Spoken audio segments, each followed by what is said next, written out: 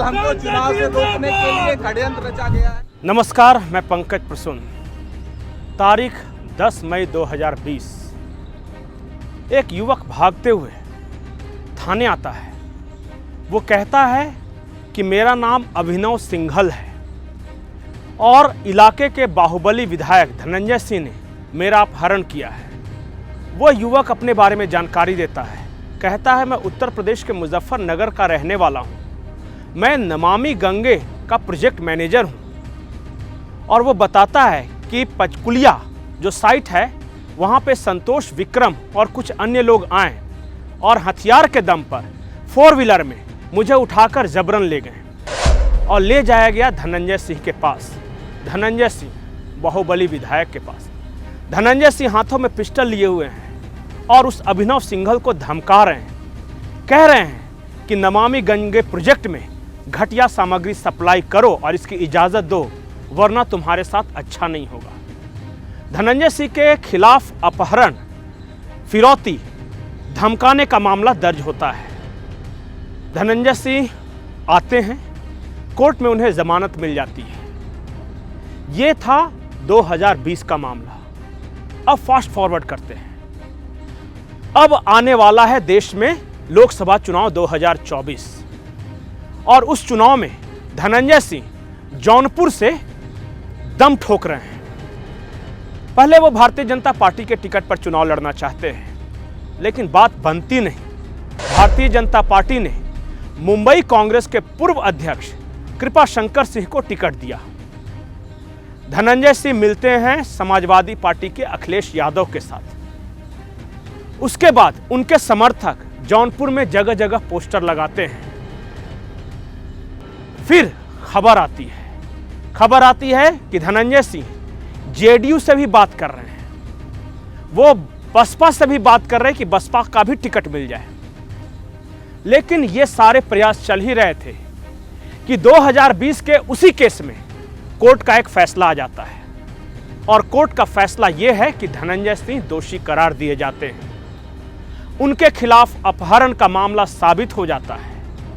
Court ने साफ साफ कहा कि जो आरोप लगाने वाला, एफआईआर दर्ज कराने वाला है, वो निम्न मध्यम वर्गीय परिवार का है और जो आरोपी हैं वो इलाके के बाहुबली हैं। अगर गवाह मुकर भी जाता है तो आरोपी बच नहीं सकते।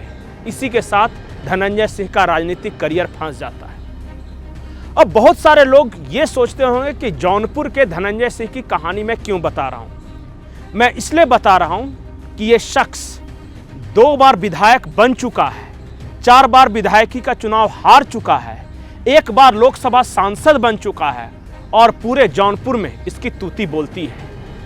पर धनंजय सिंह की कहानी बस इतनी नहीं है जो कि आप पिछले 24 घंटे से सोशल मीडिया साइट्स या न्यूज़ चैनल पर सुन रहे हैं। धनंजय सिंह उसके अलावा भी कुछ और है। धनंजय सिंह की कहानी शुरू होती है जौनपुर जिले के एक कॉलेज से। नाम है उसका टीटी कॉलेज। और वहां एक लड़का मंडल आयोग की सिफारिशें लागू किए जाने का विरोध कर रहा है और मंडल कमीशन का विरोध कर वो छात्र राजनीति में कदम रखता है और छात्र नेता बन जाता है। उस शख्स की पहचान होती है अभय सिंह से, लखनऊ के बाहुबली अभय सिंह। दोनों में गहरी दोस्ती हो जाती है। उसके बाद 2002 में धनंजय सिंह चुनाव लड़ते हैं और उस चुनाव की कहानी बड़ी दिलचस्प है। जौनपुर के रारी विधानसभा क्षेत्र में एक बाहुबली हुआ करते थे जिनका नाम था विनोद नाटे। और विनोद नाटे को मुन्ना बजरंगी, एक और बाहुबली का गुरु माना जाता है। विनोद नाटे बहुत प्रयास कर रहे हैं कि रारी से वो विधायक बन जाए। उनका एक्सीडेंट हो जाता है।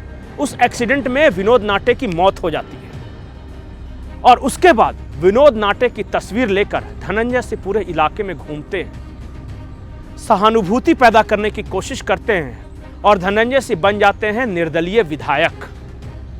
ये 2002 की बात है। फिर 2007 आता है। 2007 में धनंजय सिंह बसपा में शामिल हो जाते हैं। बसपा के टिकट पर फिर से चुनाव लड़ते हैं और फिर से विधायक बन जाते हैं। लेकिन धनंजय सिंह की कहानी बस यही खत्म नहीं होती। 2009 का लोकसभा चुनाव आता है। बीएसपी के टिकट से धनंजय सिंह सांसद बन जाते हैं।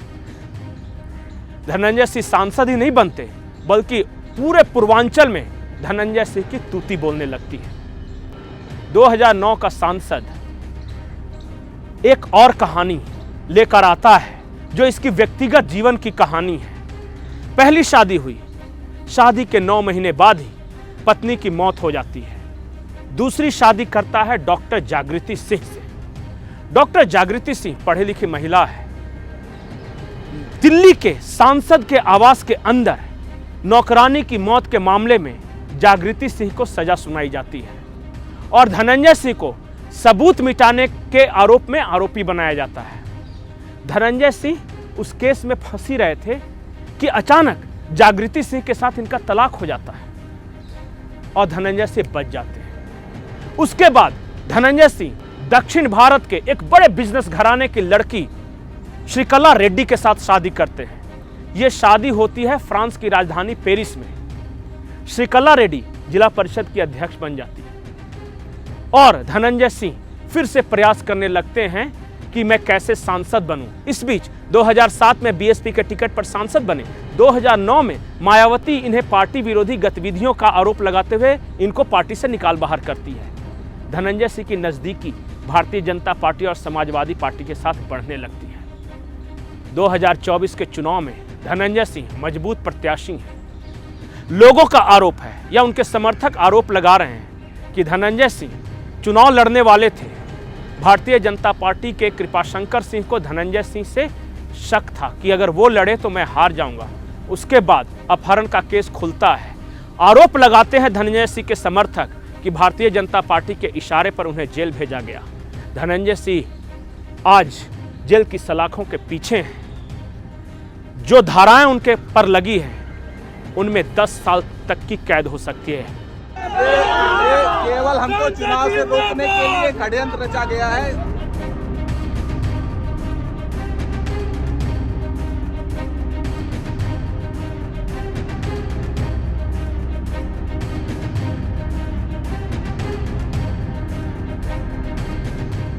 बस कहानी यहीं नहीं रुकती। धनंजय सिंह की कहानी है 43 मुकदमे उनके खिलाफ दर्ज हैं, जिनमें 22 में उन्हें जमानत मिल गई है, उससे बरी हो चुके हैं। लेकिन अभी भी बहुत सारे मुकदमे हैं। इन मुकदमों में अपहरण, फिरौती, गैंगवार, हत्या, कई तरह के आरोप हैं। तो क्या पूर्वांचल के बाहुबली धनंजय सिंह का राजनीतिक जीवन खत्म हो गया?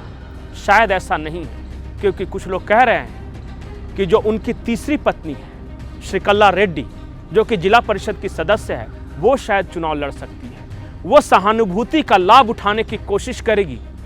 उस इलाके में एक नैरेटिव और सेट किया जा रहा है। नैरेटिव ये है कि राजपूत के खिलाफ हो गई है भाजपा। उत्तर प्रदेश में इस तरह की राजनीति चलती रहती है। जब कोई विकास दुबे की गाड़ी पलटती है तो नैरेटिव चलता है कि भारतीय जनता पार्टी ब्राह्मणों के खिलाफ है। जब कोई धनंजय सिंह जेल जाता है तो नैरेटिव चलता है कि भारतीय जनता पार्टी राजपूतों के खिलाफ है। धनंजय सिंह के प्रकरण पर आपकी क्या राय है? इसे पूर्वांचल का जो जौनपुर का अतीक अहमद भी कहा जाता था। इतना दबदबा था धनंजय सिंह का। क्या धनंजय सिंह का राजनीतिक जीवन सचमुच खत्म हो गया? क्या एक और बाहुबली यूपी सरकार की भेंट चढ़ गया? क्योंकि उत्तर प्रदेश में रहना है तो बाहुबलियों को सख्त हिदायत है कि या तो राज्य छोड़ दो या फिर जेल की सलाखें आपका इंतजार कर रही है। अगर दोनों में से कुछ नहीं हुआ तो कहाँ जाना है? बहुत सारे उदाहरण हैं। नमस्कार।